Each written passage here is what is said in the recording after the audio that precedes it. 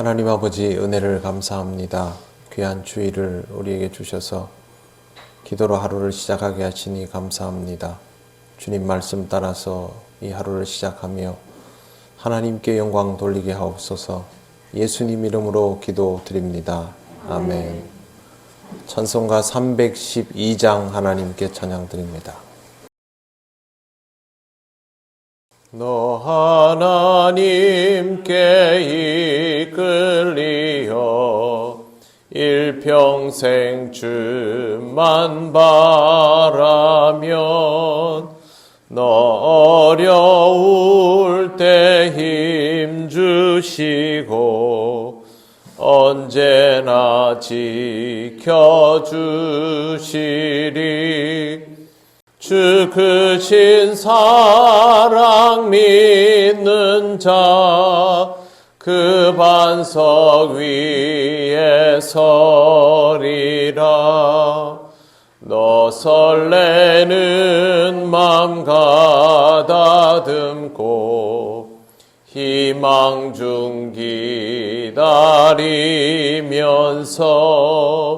그 은혜로신 주의 뜻과 사랑에 만족하여라. 우리를 불러주신 주 마음에서 원하신다. 주 찬양하고 기도하며 내 본분 힘써 다하라. 주 약속하신 모든 은혜 내게서 이루어지리라. 참되고 의지하는 자 주께서 기억하시리. 아멘.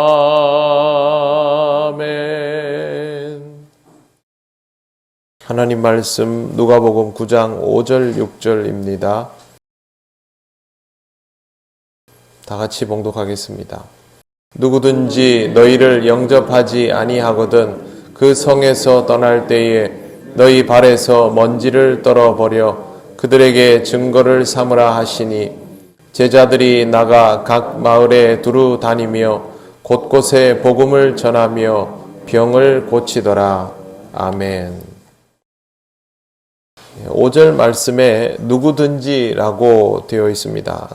이 누구든지라는 표현만 보면 제자들이 복음을 전하러 갔을 때 어느 집으로부터 박대를 당하는 그런 경우를 생각하기 쉽지만 5절 중간에 보시면 그 성에서 떠날 때에 라고 되어 있습니다. 그렇다면 이 앞에 누구든지는 어떤 집이 문전박대하는 그런 상황이 아니라 사실상 성읍 전체가 제자들을 받아들이지 않는 상황을 뜻합니다. 성읍 전체 혹은 그 성읍에서 주동하는 사람들이 제자들을 박대해서 제자들이 이곳에서 복음을 전할 수 없도록 만드는 그런 상황이 되었을 때라는 뜻입니다.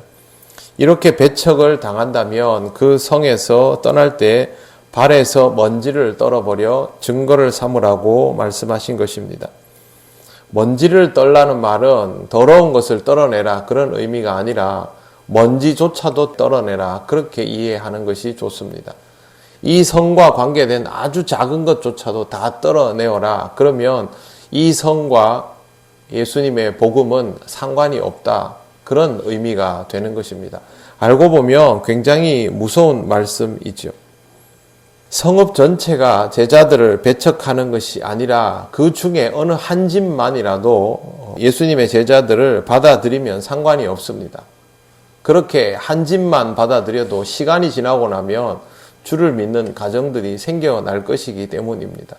그러나 성읍 전체가 송두리째 제자들을 전혀 받아들이지 않는다면 이 성읍은 복음을 전할 수가 없는 상태가 됩니다.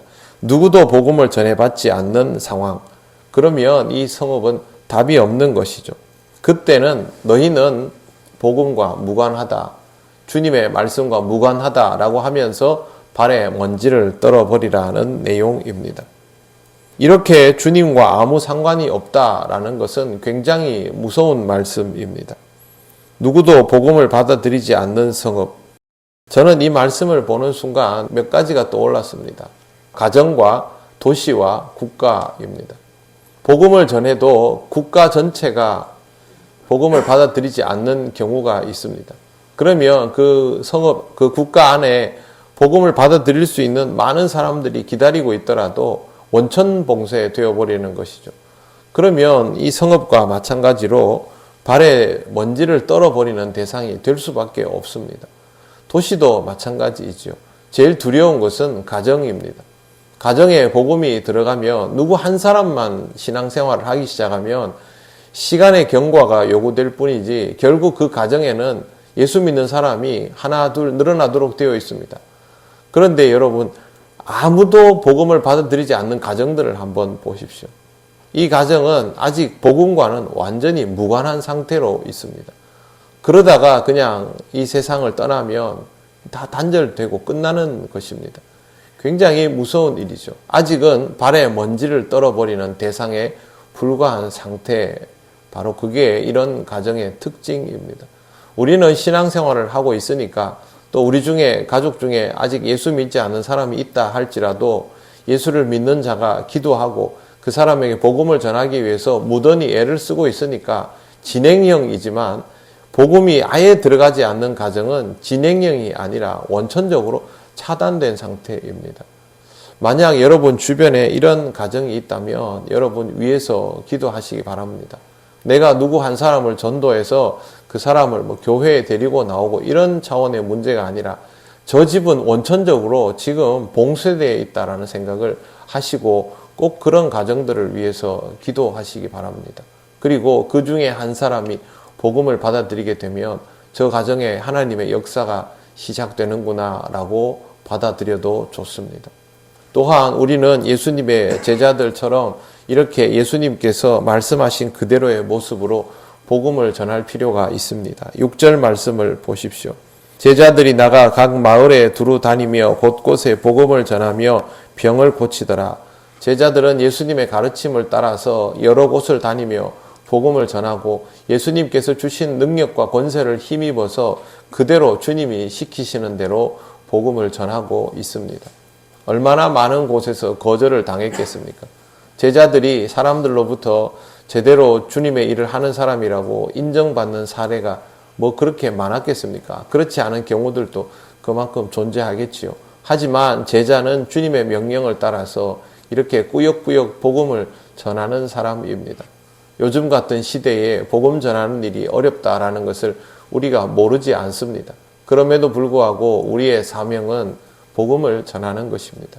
항상 여러분 주변에 있는 하나님을 알지 못하는 사람들을 위해서 기도하십시오. 그 사람들에게 복음을 전할 수 있는 기회가 언제 올는지는 모릅니다. 그럼에도 불구하고 그렇게 기도하는 자가 주의 복음을 전하게 되어 있고 그렇게 갈망하는 자가 주님으로부터 능력과 권세를 받게 되어 있습니다. 우리가 가지는 능력과 권세가 예수님의 제자들이 가졌던 병고침의 권세가 아니어도 상관없습니다. 복음으로 무장하고 그 사람들을 품어갈 수 있는 마음, 그 사람들을 위로할 수 있는 마음이 있다면 우리도 충분히 복음을 전할 수 있는 것입니다. 주님께서 가르쳐 주신 그대로 살아가는 여러분, 여러분이 주님의 제자인 것을 잘 기억하시고 그렇게 복음을 전하며 살아가는 귀한 삶을 누려가시기를 바랍니다. 기도드리겠습니다.